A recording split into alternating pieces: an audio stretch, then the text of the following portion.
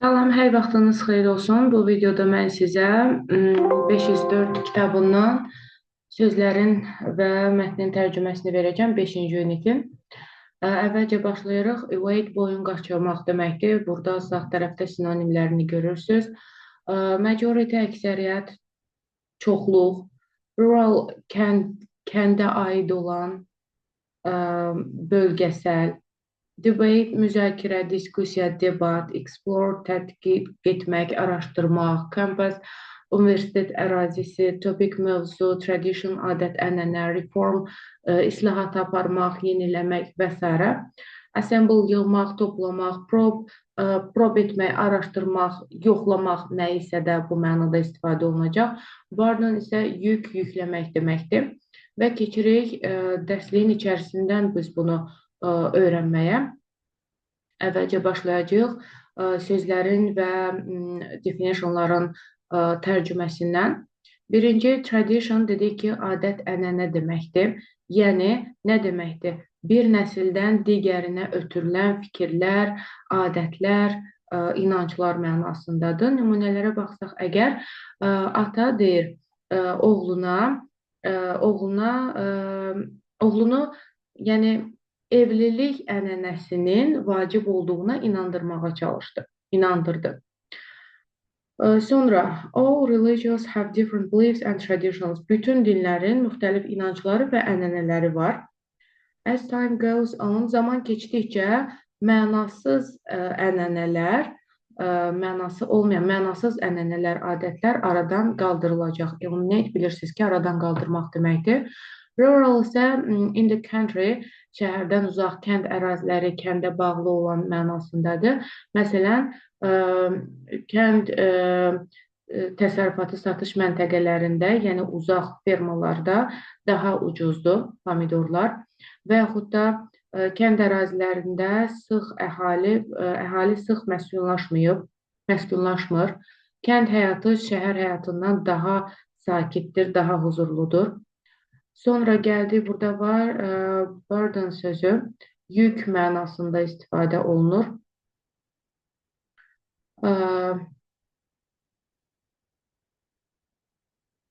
Yük, yəni daşınan bir şey yük mənasındadır.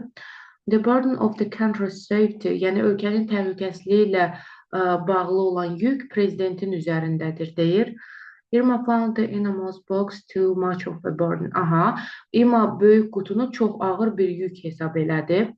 Ricky carried the burden. Ricky universitet həyatı boyunca bu yükü daşıdı. Yəni yük burada həm əsas mənada, həm məcazi mənada istifadə oluna bilər. Campus isə kampus deməkdir. Yəni universitetin, kollecin və yaxud da məktəbin ərazisi. Məsələn, kampus bütün universitet binalarından istifadə edəcək şəkildə dizayn edilmişdir. Jeff moved off campus. Jeff evdə qalmağın daha ucuz olduğuna qərar verdikdən sonra kampusdan köçdü, kənara köçdü, evə köçdü mənasında. Və sonra davam edirik. I choose go to Penn State because it has a beautiful campus. Mən Penn State Universitetini onun gözəl kampusuna görə seçdim mənasında istifadə olunubdur. Davam edirik. Majority sözü ilə çoxluq deməkdir, bilirsiniz. Yəni, daha böyük sayda, yarıdan çox mənasında istifadə olunur. Majority of votes, yəni səslərin çoxluğu lazım idi qanunun qəbul olunması üçün. The majority of people prefer to pay.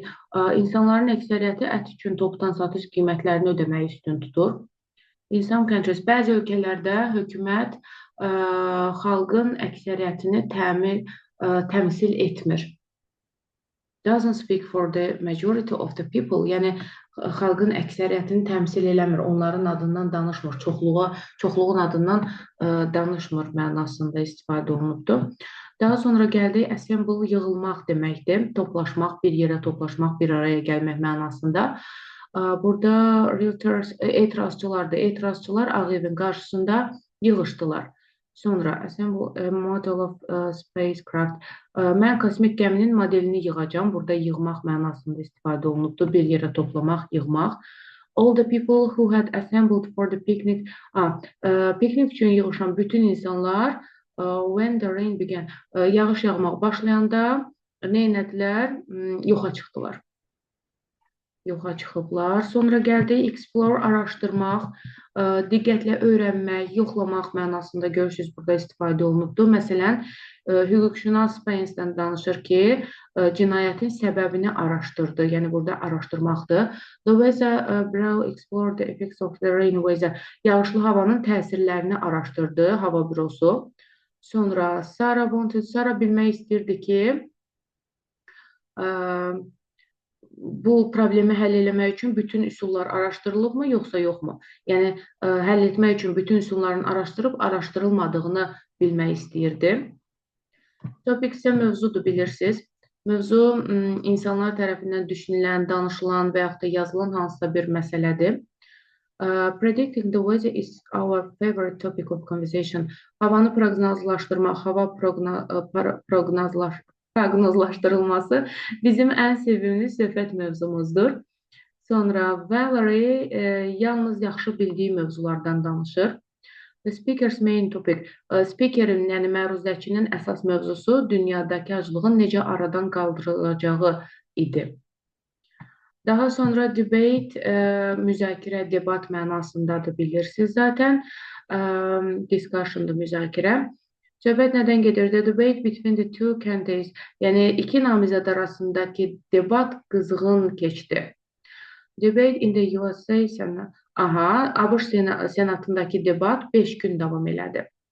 Instead of shrieking at each other, bir-birinə qışqırmaq əvəzinə tələbələr mövzu üzrə debat keçirməyə qərar verdilər.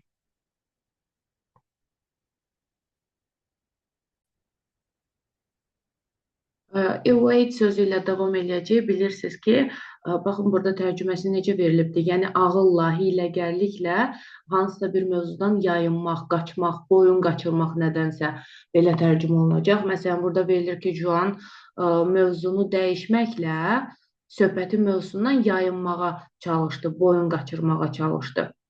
Belə tərcümə elədik. Sonra ikinci cümləyə baxacağıq. The prisoner of war evaded.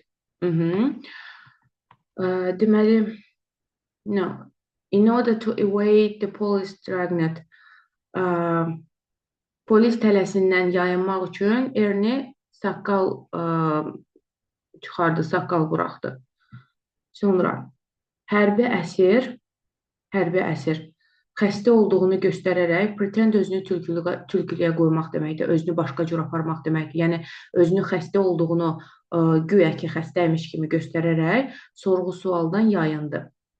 Probe isə araşdırmaq, dərindən incələmək, tədqiqat aparmaq deməkdir. Vəkil kişinin günahsız olub-olmadığını anlamaq üçün onun beyni ilə, ağlı ilə, zehni ilə araşdırma apardı. Yəni, araşdırma apardı yox, burada yoxladı mənasındadır. Yəni, ağlını yoxladı. Sonra, we proved it was correct after probing. Alimin nəzəriyyəsini araşdırdıqdan sonra, yoxladıqdan sonra onun düzgün olduğunu sübut elədik. Sonra, King Henry, Kral Henry'nin davranışları, hərəkətləri nə olğan? Zadəgan olacaq da. Zadəganlar tərəfindən diqqətlə araşdırıldı. Belə deyə bilərik. Sonuncu reform isə, reform nə isə daha yaxşı eləmək, düzəltmək, yaxşılaşdırmaq, səhvləri aradan qaldırmaqla nə isə təkmilləşdirib daha yaxşı formaya salmaq mənasındadır. Məsələn, after the prison riot, yəni qiyam deməkdir, riot. Həbsxana qiyamından, üsyanından sonra the council, yəni bunu necə tərcümə edək? Şura deyək. Şura cəza sistemini islah etməyə qərar verdi, yaxşılaşdırmağa qərar verdi. Yəni daha yaxşı formaya gətirmək, düzəltmək mənasında. Brad reformed when he saw that breaking the law. Brad qanunu pozmağını yalnız özünə deyil, başqalarına da, başqa insanlarına da incitdiyini, zərər verdiyini görəndə özünü daha yaxşı hala saldı. Yəni özünü reform etdi, özünü islah elədi mənasında. Sonuncuda isə only laws that force campaign. Şirkətləri islah etməyə məcbur edən qanunlar havamızı zəhərli buxarlardan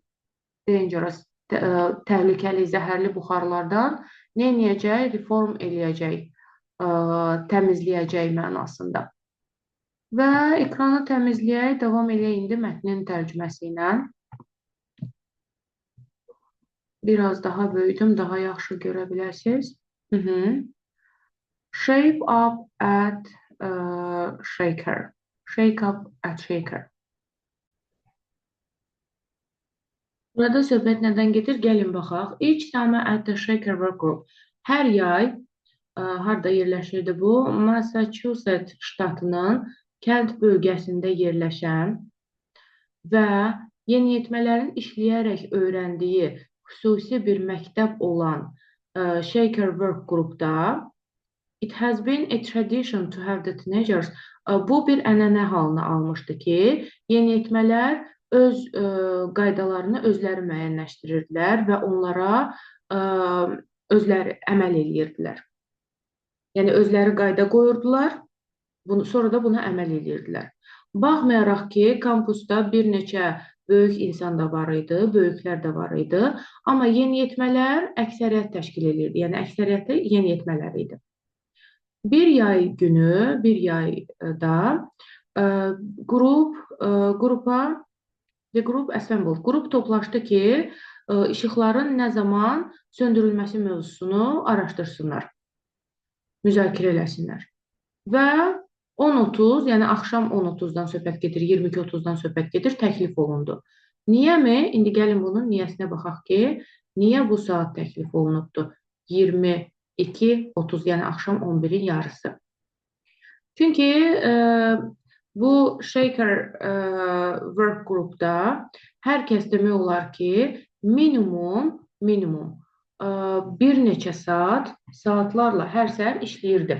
Hansısa bir layihə üzərində bir işlə bir neçə saat işləyirdilər və since everyone has to get up early. Buna görə də, yəni hər kəs erkən oyanmalı olduğuna görə heç kim gec vaxta kimi, yəni heç bir halda oyaq qalmağa çalışmırdı. Yəni oyaq qalmaq istəyən yox idi.